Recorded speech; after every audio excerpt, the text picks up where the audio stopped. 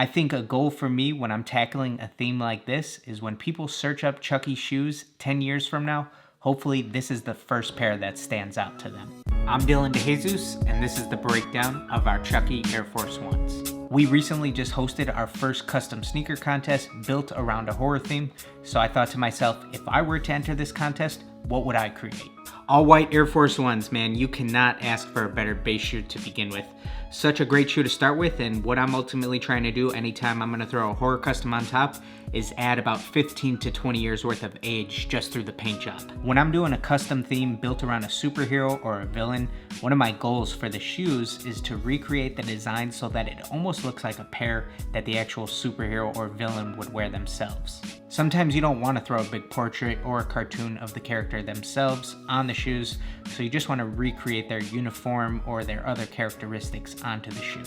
And you'll see I'm just starting off with some simple solid color panels. We're making a panel for CHUCKY skin, some simple skin tones.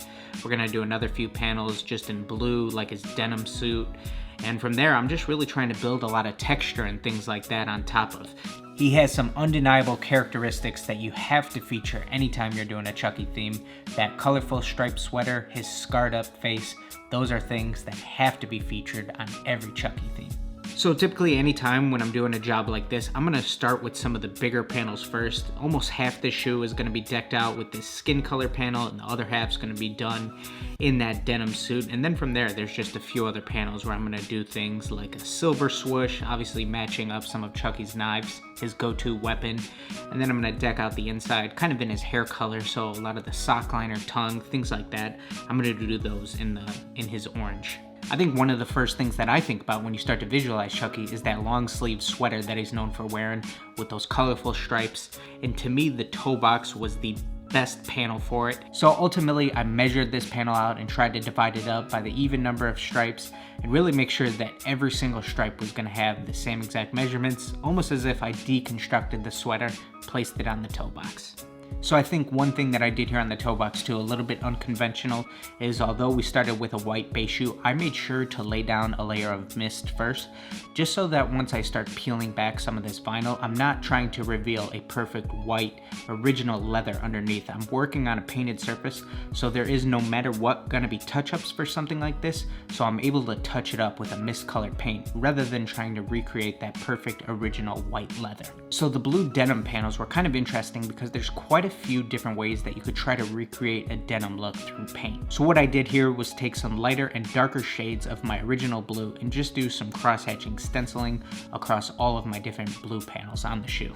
Across all of my different skin panels, I'm really trying to go for it here with this torn up, scarred up look of CHUCKY's face. I really want it to look like it's at the end of the movie where he has just been through hell and back, completely scarred up, completely stitched up. I'm not going for that clean right out of the box CHUCKY look on these skin panels for sure. Horror themes are easily some of my favorite to do. I'm always gonna try to go for an extra grungy look with them, make it really look like they've been through some shit. I think even for myself, sometimes I can get to a certain point in a project like this where I'm going for a horror theme and all of my colors are starting to look really vivid, saturated. At the end of the day, this being a horror shoe, we do not want it to have a super vibrant, saturated look. We still want all of our colors to look great and true to color, but once we add a vignette around everything, that's when we know everything's gonna be toned down just enough.